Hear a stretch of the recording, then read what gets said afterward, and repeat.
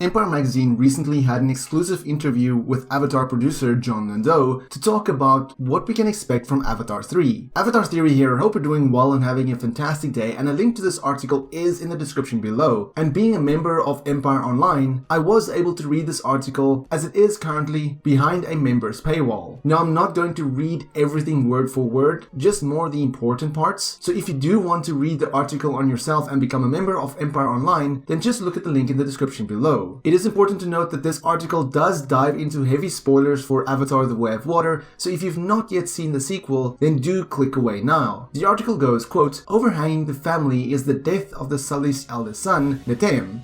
I thought it was classic Jim just to do the unconventional," says Landau about Neytiri's demise. They come together as a family, but they now have to live with the guilt one might feel as a parent or as a sibling. Zoe did such a phenomenal job in that death scene. How long does that loss stay with her as a mother? How do you overcome that? Yet perhaps the biggest emerging story question lies in Kiri's ability to manipulate nature as she summons sea creatures to rescue Neytiri and her sister Tuk. I don't think going into that moment, Kiri knew she could do that, says Landau, but she did it. Going forward, how does this awkward 14-year-old girl come to terms with that? Landau won't be drawn on the mystery of who Kiri's father is, if there indeed is one, but is more forthcoming on the film's other daddy issue, Spider, wrestling with the discovery he is the son of Marine-turned-Avatar Miles Quaritch. Spider has never really had a family, and has been searching for that. In Quaritch 2.0, he can't help but see a father he never knew, a kindred spirit. When Spider saved him, it was not an easy decision. He's really torn inside, so we used the one F word we're allowed. It's also possible Quaritch's relationship with Spider will bring about a transformation in Avatar's big bad. What can he learn from Spider? Suggests Landau. Does he start to see Pandora differently?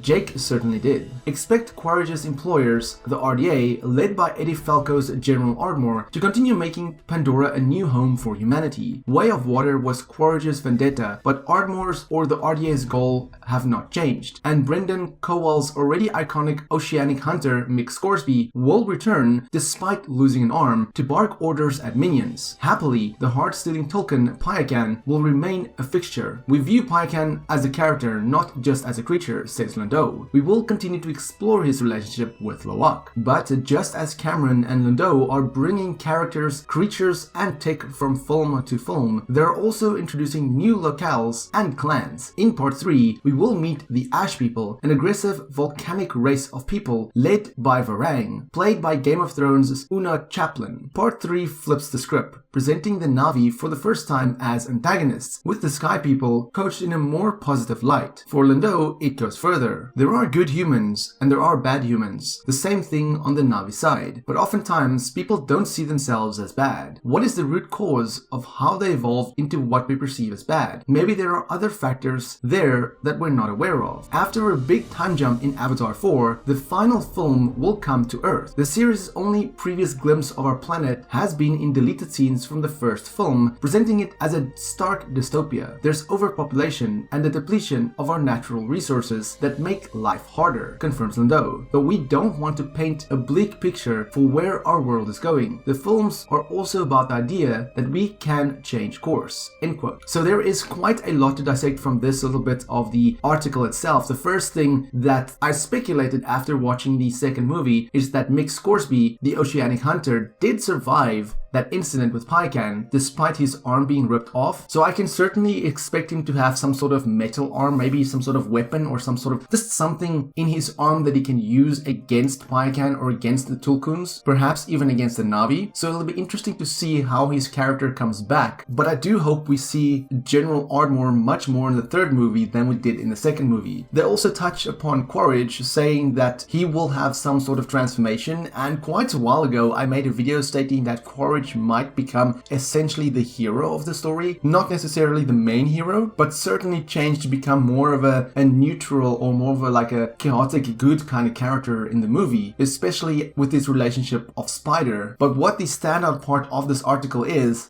without a doubt the part of the Ash People, stating that part 3 will essentially flip the script. It will be interesting to see how the Na'vi will be portrayed as essentially the evil people in the movie, and how Jake and his family will deal with that, including Quaritch, because I can see a situation where Quaritch does end up actually teaming up with Jake in certain instances. Of course, it won't be a traditional team up where they become best buddies and fight this evil Na'vi, no, not at all, but I think it'll be more like an accidental team up situation. The article also states that the Sky People, or the humans, will be put in a more positive light, so I do wonder how that will play out. Kiri will undoubtedly play an important role in the third movie, and I can also see a situation where this evil Na'vi, this Ash clan, learn about the abilities of Kiri and essentially want to harness her powers, basically want to take it for themselves, learn how she did it, and maybe even in a situation capture her, where they then have to set out on a quest to save her, only to realize that thanks to her powers, she doesn't really need saving at all. Overall, there is still a lot of mysteries regarding the third Avatar movie. We don't even know the official name of the third Avatar film, but what we do know is that it's releasing in December of 2024, so not too long from now. I do hope that we'll get some sort of teaser trailer this year, but as for a full trailer, I expect that to release only next year. But what do you think about this new information? Let me know in the comments below, and for more Avatar content, have a look at the rest of my channel. Until next time, have a fantastic day and stay safe.